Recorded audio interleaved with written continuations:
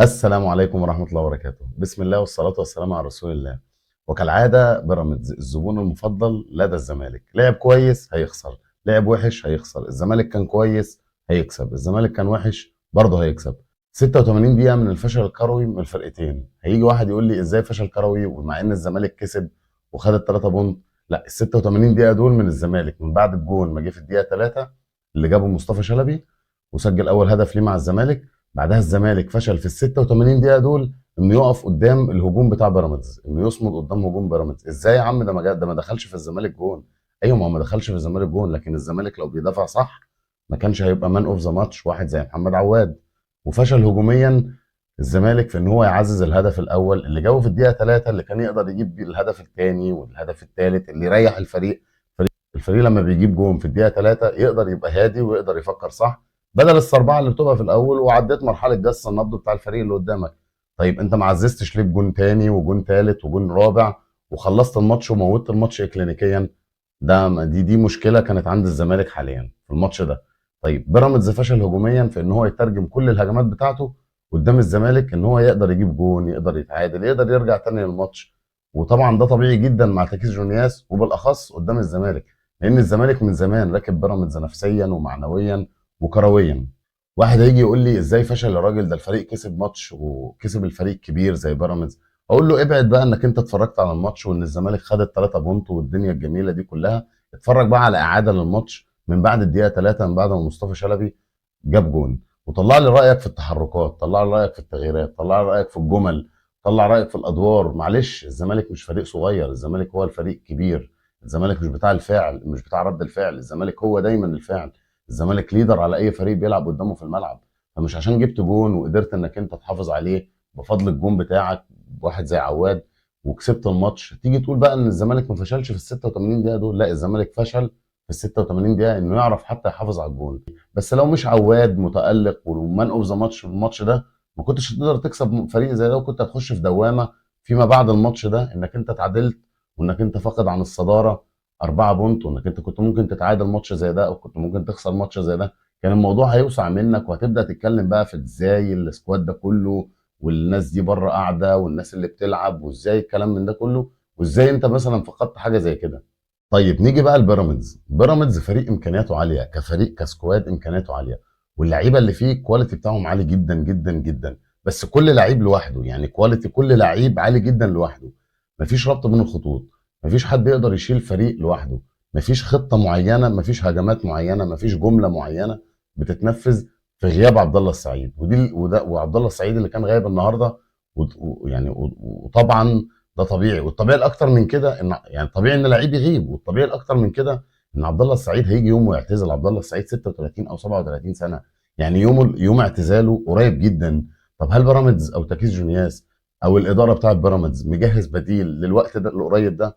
ده طبعا لا، لان لا اسلام عيسى ولا رمضان صبحي ولا مصطفى فتحي ولا اي لعيب في الخط اللي قدام بتاع الفريق او في خط الوسط بتاع الفريق عنده يعني قادر يعوض غياب عبد الله السعيد. ولا في واحد اصلا فيهم او في بيراميدز كلها عنده الشخصيه بتاعت عبد الله السعيد انه يقدر يشيل الفريق. ولا حتى تكيس شيبسي على راي رضا عبد العال شاغل دماغه بالبديل. مفيش حد هيعرف يربط بين الخطوط دي زي عبد الله السعيد. طب انت يا عم تكيس جونياس، انا بتكلم في الماتش بتاع النهارده ده او في اداء بيراميدز بصفه عامه، لان بيراميدز اداؤه الموسم ده متدهور جدا.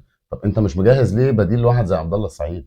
انت مش يعني حتى التغييرات بتاعتك النهارده متاخره جدا ومش منطقيه، يعني التاخير بتاعها مش منطقي. وانت كمدير فني في النادي بيراميدز ما عندكش اعذار.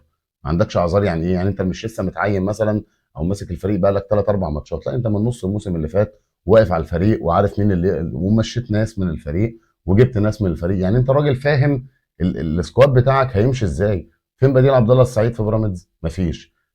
مفيش حد يقدر يعمل لينك بين خط الدفاع وخط الوسط ويقدر يطلع لك بالكوره ويعمل لك البيلد اب اللي انت عايزه بالكوره. مفيش غير عبد الله السعيد. طب عبد الله السعيد النهارده مش موجود، بكره مش موجود، بعد شهر، بعد اتنين، بعد سنه، مش هيبقى موجود اصلا نهائي. مين بقى اللي هيشيل الشخصيه؟ مين اللي هيبني الشخصيه بتاعت الفريق ده؟ مفيش. الفريق ملوش شخصيه، مجهول الهويه. على الرغم من انك لو مسكت الفريق ده كله وطلعت اسم اسماء عاليه جدا، امكانيات عاليه جدا، بس المدير الفني بتاعهم مفيش. تكيس جونياس انا مش عارف يعني هو هل هو عشان ما فيش رضا عبد العال بيحبه، لان هو قال لك قبل كده كل المديرين الفنيين دول شغل هجص والكلام من ده؟ ما اعرفش. نيجي بقى للزمالك. فيريرا لحد دلوقتي لسه مش عارف يظبط الدنيا بعد الصفقات الجديده ما دخلت مع الفريق زي ما هو عايز. هو عايز يثبت على سكواد بالصفقات الجديده، لسه بيجرب، بيشيل ده بيحط ده، لسه مرسيش على سكواد ثابت. في ناس تانية ثابته في المستوى زي امام عاشور وزيزو وعواد، ودول القوام الرئيسي بتاع الزمالك من الموسم اللي فات، حتى لو مش في يومهم. بس المشكله هنا ان زيزو، واحد زي زيزو وواحد زي امام عاشور، هم لحد دلوقتي في الزمالك ما لهمش بديل. الشوط الاول انا شفت زيزو شغال كان بيلعب ناحيه الشمال، ومصطفى شلبي كان بيلعب ناحيه اليمين. ما اعرفش ليه فيريرا مصمم على الموضوع ده او العكسه دي، على الرغم من ان هو يعني لعبها كتير قبل كده في الخمس او الست ماتشات اللي فاتت، وكانت مش حلوه، وما كانش يعني ما كانش اداء الزمالك اللي هو الواو. لان زيزو ناحيه اليمين تاخد خد منه مثلا اداء مثلا او اكتف على الجون مثلا بنسبه 90%، لكن ناحيه الشمال مش مكانه، مش مكانه الطبيعي. هو كويس بالنسبه لاي لعيب تاني هيلعب مكانه، لكن مش هو احمد سيد زيزو اللي رجله هتبقى تقيله على الجون، اللي هيقدر يعمل لك سروهات، اللي هيقدر يطلع واحد زي سيد نيمار. هو لما بيلعب ناحيه اليمين بيشتغل مع سيد نيمار بشكل غريب. سيد نيمار سريع وبيقدر يعمل كروسات في نص في ال 18، واحمد سيد زيزو بيقدر يعمل له سروهات، والموضوع ماشي. والناحيه الثانيه انت عندك واحد زي فتوح، وعندك واحد قدامه زي مصطفى شلبي ناحيه الشمال. الاثنين دول يشتغلوا مع بعض كويس جدا. هل النهارده كان بيلعب بزيزو ناحيه الشمال ومصطفى شلبي ناحيه اليمين عشان ما عندوش مهاجم صريح النهارده كان بيلعب في الزمالك زي واحد زي سيف الدين الجزيري اللي كان مع منتخب تونس في كاس العالم ورجع ولسه ما تاهلش ان هو يخش في الفريق؟ مش عارف. نيجي بقى الاجابات النهارده، وهي عوده واحد زي نبيل عماد دونجا. وطبعا ده لعيب تقيل جدا وبرنس كده في وسط الملعب، وانا متوقع ان هو ماتشين او ثلاثه ويبقى هو وامام عاشور من الركائز الاساسيه في وسط الملعب، او بالبلدي كده اوتاد. وهيبقى قدامهم واحد على اليمين زي زيزو، وواحد على الشمال زي مصطفى شلبي، وراهم من ناحيه في الباكين واحد زي سيد نيمار ناحيه اليمين، وواحد زي احمد فتوح ناحيه الشمال. ولما ربنا يشفي الونش يا رب بالسلامه ويرجع يبقى هو في ويملا في خط الدفاع، ويملا بقى اي حد مكانهم.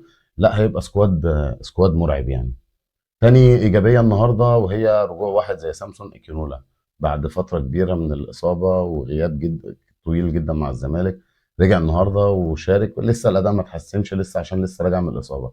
تالت حاجة وهي أهم حاجة، إن الزمالك خد الثلاثة بونت النهاردة من فريق بحجم بيراميدز. ودي كانت أهم حاجة بالنسبة لنادي الزمالك، إن هو يقدر ياخد الثلاثة بونت بغض النظر عن السلبيات اللي في الماتش، بغض النظر عن الديفوهات اللي وقعت من الزمالك، بغض النظر عن اللي قدمه بيراميدز واللي قدمه الزمالك.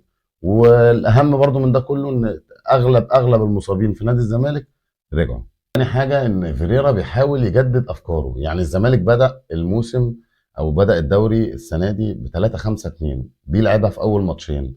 بعدها غير طريقه اللعب علشان كمل اصابات وكمل غيابات اللي كان بيمر بيها نادي الزمالك. نادي الزمالك كان عنده اكتر من 10 او 11 او 12 لعيب عندهم اصابه. طيب بعد رجوع الاصابات دي او 80% من الغيابات دي رجعت تاني، بدا يلعب ب 3-4-3، ودي الطريقه اللي بيلعب بيها حاليا، ودي الطريقه اللي تقريبا هيثبت عليها.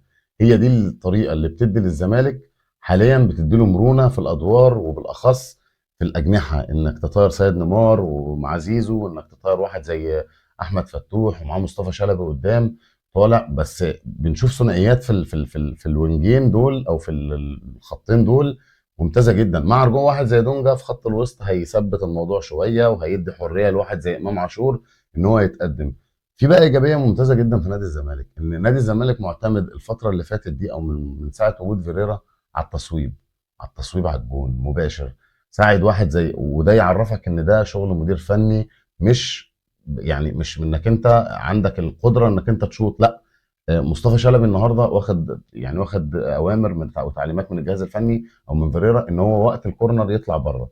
شفنا واحد زي زيزو، تقريبا أنا اول مره اشوف زيزو بيلعب الكورنر على الارض، وبصل واحد زي مصطفى شلبي في دور، في حاجه، في جمله متفق عليها ان هي مصطفى شلبي شاط، امام عاشور بيشوط، رؤى بيشوط في الزمالك، احمد سيد زيزو بيشوط، سيد نيمار بيشوط، يوسف اسامه نبيه بيشوط، كل ده بيشوط، احمد فتوح بيخش وبيشوط. كل الزمالك عندهم القدره دلوقتي ان هو قدام الجون يقدر يشوط. ودي مش وليده الصدفه، دي تعليمات من المدير الفني، ودي حاجه ايجابيه جدا في الزمالك، ان هي تقدر تفك لك اي ماتش زي ماتش النهارده. ما اتعملش بجنيه كوره في قلب الملعب، ما فيش جمل، ما فيش اي حاجه. فكيت الماتش كله بايه؟ بشوطه. امام عاشور يقدر يفك لك الماتش كله بشوطه، زيزو يقدر يفك لك الماتش كله بشوطه. فدي حاجه حلوه ان هي بتقدر تفك لك الماتش حتى لو انت الفريق اللي قدامك متكتل دفاعيا، وبيراميدز مش فريق صغير، بيراميدز فريق كبير في خط الوسط وفي خط الدفاع، ويقدر يحول الهجمه الهجمه عليه، يقطع الكوره ويحولها لهجمه مرتده وتبقى خطيره جدا على اي فريق بيلعبه. فاقصد من كلامي ان يكون انك انت عندك تعليمات بانك انت تشوط وبتعرف تنفذ وبتعرف تشوط كويس جدا، ايا كان ايه اللي هيحصل بتقدر تفك بيها الماتش. في النهايه شاركنا برايك في التعليقات عن بعد رجوع 80 او 85 او 90% من الغيابات لنادي الزمالك، ايه هي التشكيله الامثل من وجهه نظرك للزمالك يقدر يكمل بيها الفتره اللي جايه دي، مع تغيير واحد او تغيير اتنين في الفتره اللي جايه دي، علشان الزمالك يقدر يكمل بمستوى ثابت ومستوى اعلى من المستوى اللي هو فيه. ولو عجبتك الحلقه اعمل لايك واشترك في القناه وخلي الكره ليك. سلام.